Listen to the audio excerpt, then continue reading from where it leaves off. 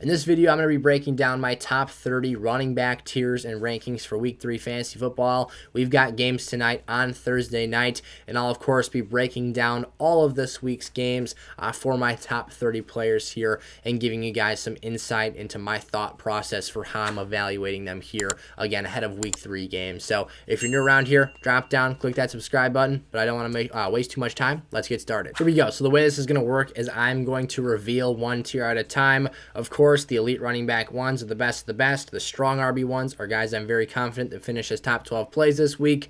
Bubble or fringe running back ones are guys on the cusp here that could go either way, and then just follow that thought process on down for the running back 2s into that running back 3s category. So with that being said, let's reveal the first tier. Here we go. So last week we had a one sole man at the top, that being Jonathan Taylor, and he absolutely stunk it up for us. So we expanded the tier a little bit here. Essentially, I think this week we have some opportunities for other players to do some really nice things. I wasn't going to totally overreact to week 1. That's ultimately why we had just JT up there last week. But this week he's got Kansas City. The Colts need to get themselves straight here, be honest with themselves, and run the football more early. That was an issue I saw last week, is that they didn't give JT touches enough early in that contest, and then they fell down and behind, and before you knew it, they weren't able to run the football effectively anymore because they had kind of gotten themselves into a very negative game script. So don't make that same mistake again this week against Kansas City. Get JT the ball and let him milk that clock for you.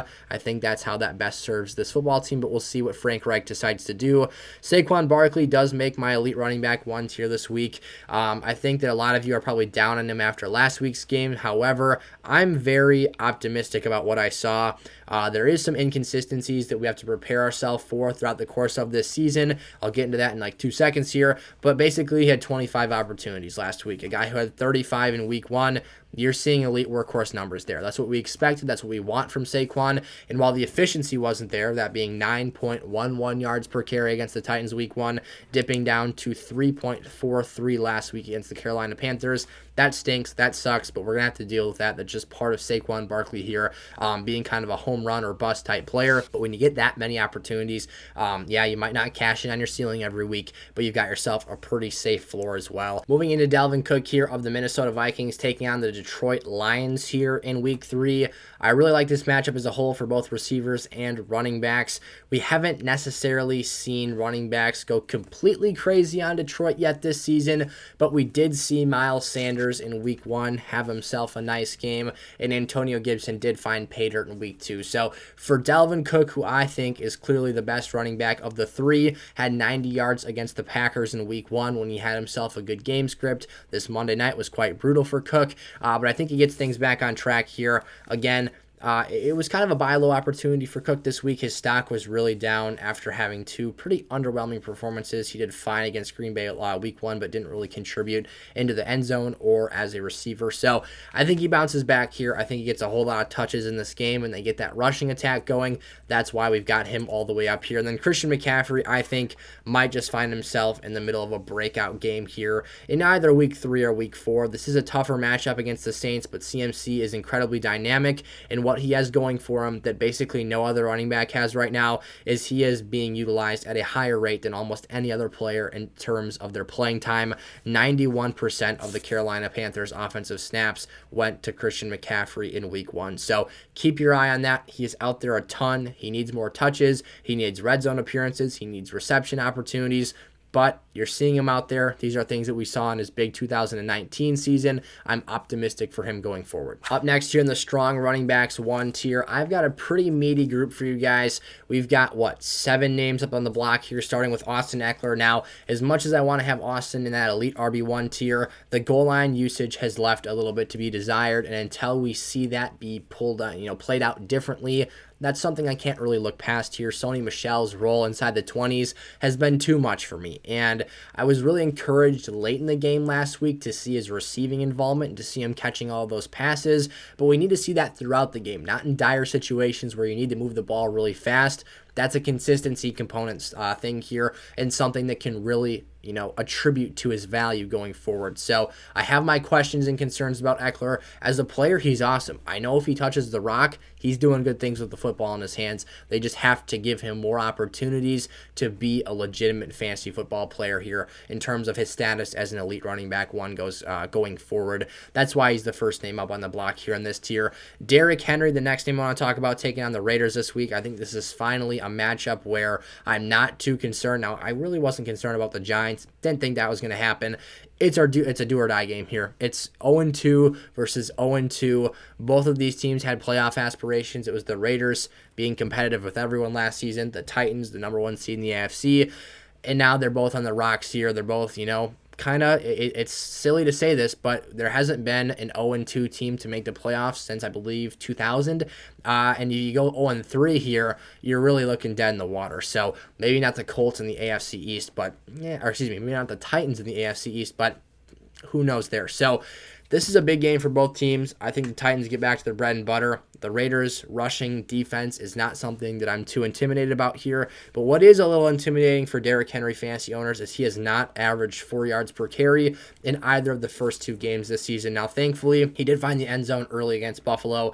But, man, they got wiped clean off the face of the earth there and ended up, pulling him after having just a 46% snap share because they were down so bad. Nick Chubb here taking on Pittsburgh on Thursday night as opposed to Derrick Henry. His efficiency has been great this year, 5 yards per carry or more in each game this season.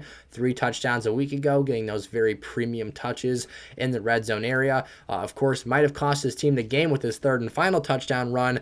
But hey, fantasy owners, as fantasy owners, we don't care. So at the end of the day, Nick Chubb looks like he's doing efficient things. Looks like he's leading the charge again, obviously on the ground for this Browns offense. Very confident in him this week. Joe Mixon, another player who is a workhorse running back, one for his team, taking on the Jets this week. 22 touches or more in back-to-back games here.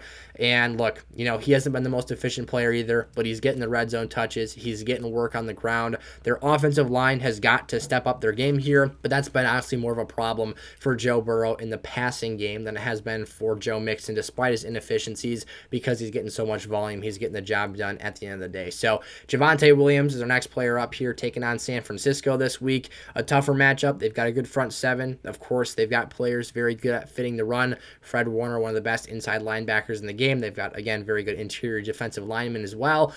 But this is a player in Javonte Williams that I'm supremely confident in here. Maybe it's not the breakout week for him here. This is a team that, the 49ers could make him strike out again here on the goal line this week. But he's a couple of 1-yard runs away from being in a different discussion right now. This is a player who could have 2 touchdowns on his plate right now that would elevate his weekly totals to a number, of course, 6 points more per game that, would put him arguably in the elite running back 1 class. So I think going forward, Javonte Williams, has his bad luck kind of even out here. I'm very high on him going forward this season. And again, maybe San Francisco isn't the week here, but for a guy getting 65% of the snap share in almost all of the backfield receiving work, I love what I'm seeing. DeAndre Swift here against Minnesota, another player I'm super high on for this season. He's been crushing it the first 2 weeks despite battling through an injury last week, averaging 9.6 yards per carry or more in each of his first 2 games this year. That's ridiculous. He won't keep that pace up, but he is a very, very good player in space, insanely elusive, has some goal line utility as well.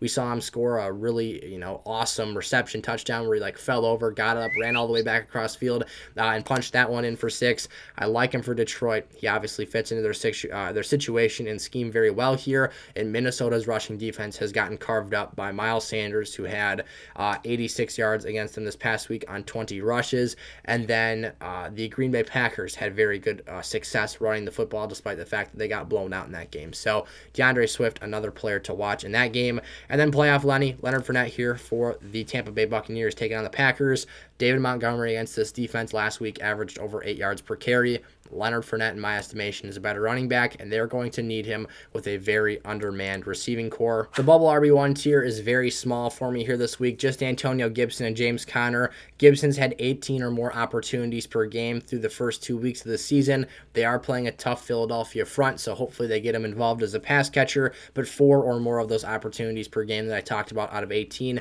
have come from that phase of things. James Conner against the Rams here is a workhorse running back. He was spotted at practice practice on Wednesday. Very good news for a guy that left last week with an ankle injury. It's a tougher matchup against the Rams, but we know the value he represents in the goal line here. He was getting out in space over 70% of the snap share in week 1 for this Cardinals team when healthy. So going forward, I'm positive on James Conner here, and I think that he does some really nice things again as a bubble RB1 for teams, especially across all formats because of the wide array of things that he does for this offense. The elite RB2s are also a small tier for me here, just 2 more players. Alvin Kamara, of course, due to his rib injury and his obviously health status coming into this week, we don't know if he's going to play. We don't know if he's going to be out there. That, of course, lowers his value a little bit. I'm not super panicking on him right now. I do think it is a bit concerning what happened week 1 against the Falcons, but this is a matchup against Carolina that if he is the top dog to lead back for this team, I expect him to deliver on the numbers we're hoping for, especially in PPR formats.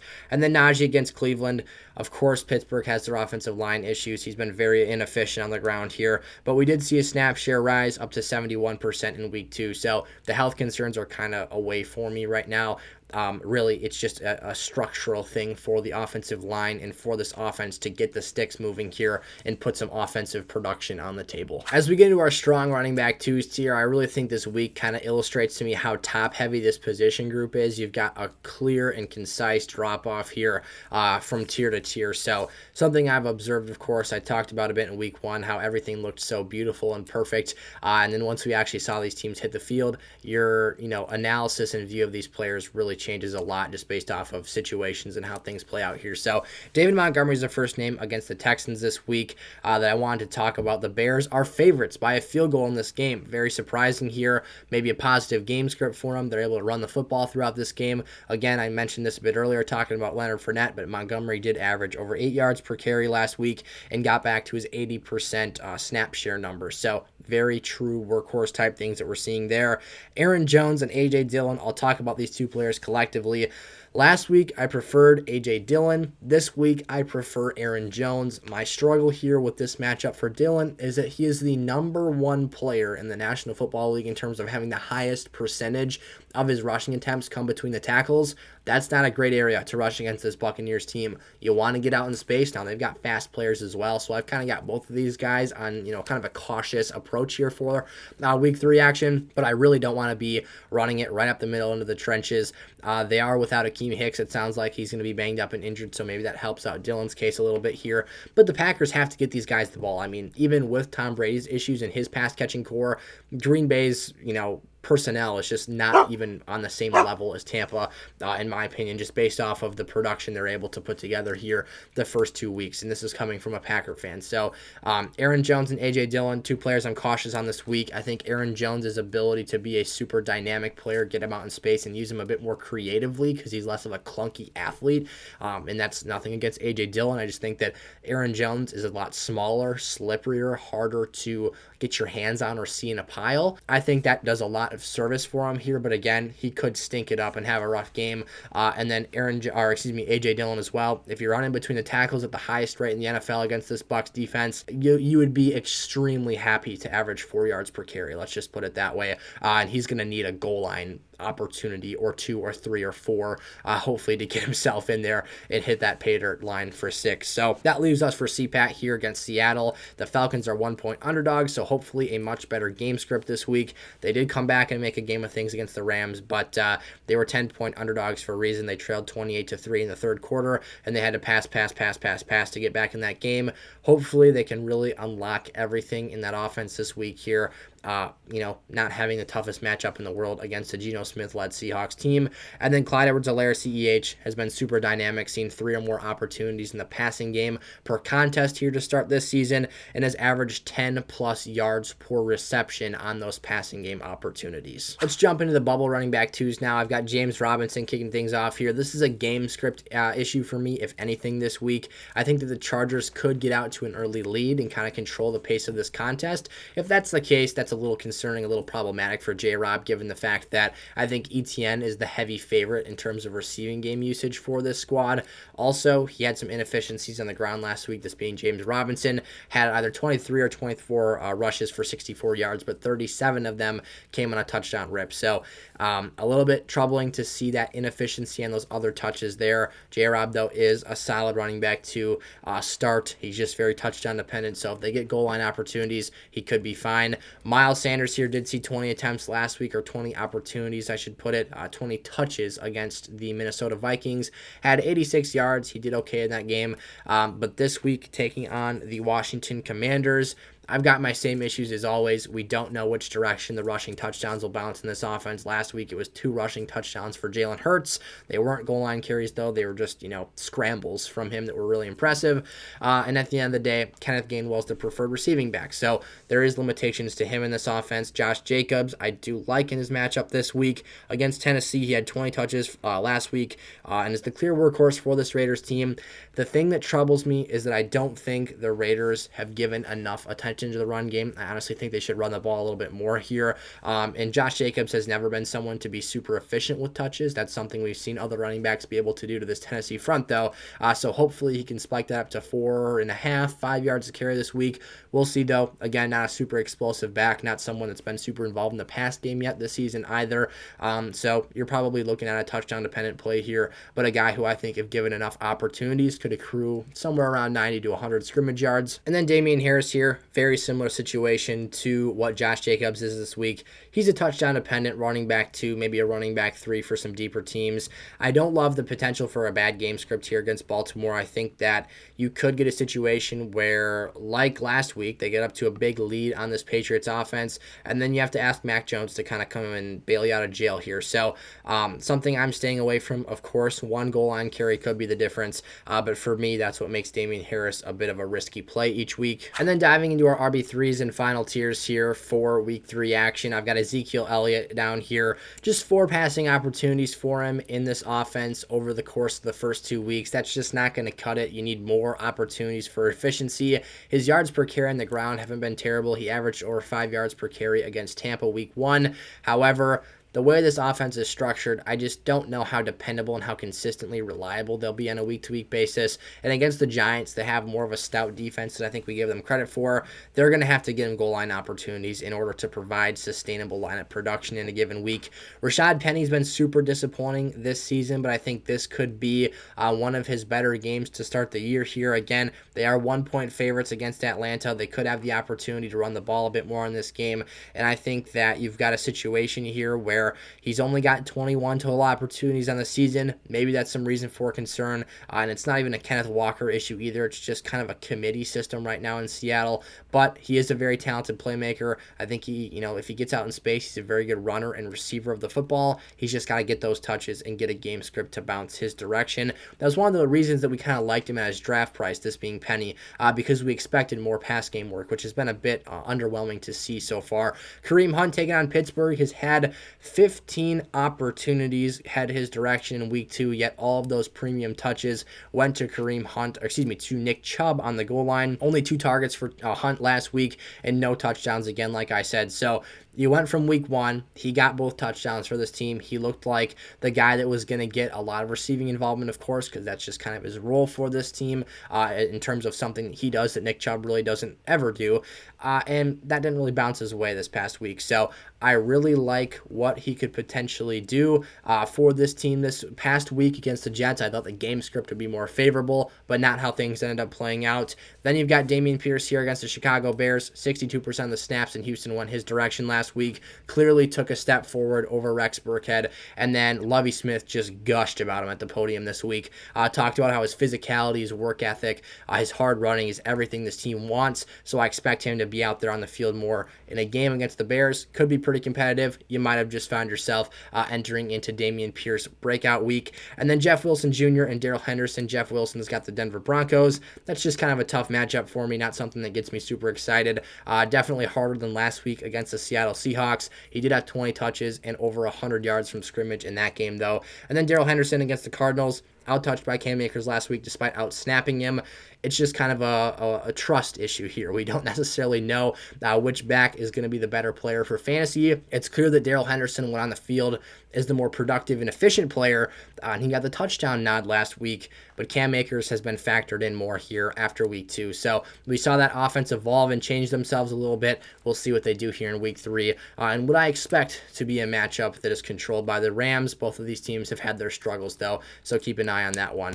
Thank you guys so much, of course, for watching. As always, if you're new around here, smash that like button, click the subscribe button. Let me know your questions down in the comment section below. Check out some of the links in the description of today's video, and I will see you in one of our other episodes from week 3 fantasy football. We've got a great playlist with all kinds of stuff for you guys to dive into and consume for this week, and I'll see you there. Peace out.